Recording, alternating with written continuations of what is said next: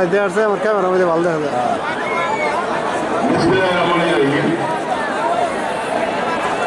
শহীদ জিয়া স্মৃতি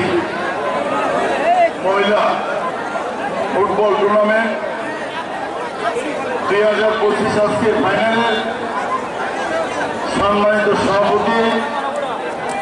আপনাদের এলাকা অত্যন্ত পরিচিত এই ওয়ার্ডের সাবেক মেম্বার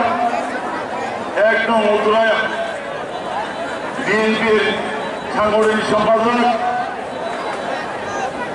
এই স্কুলের ছাত্র,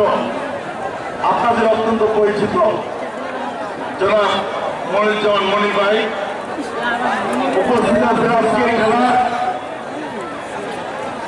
সম্মানিত উদ্বোধক, সাবেক ছাত্রনেতা যুবনেতা, বর্তমান ময়মনসিংহ জেলা আহ্বায়ক কমিটির সম্মানিত সদস্য, আলোচনা উপজেলা বিএনপির সম্মানিত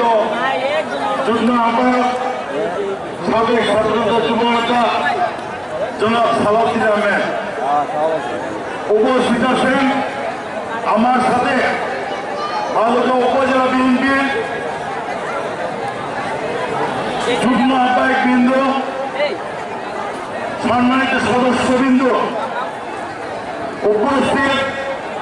ছাত্রদল, যুবদল, স্বেচ্ছাসেবক দল, শ্রমিক দল,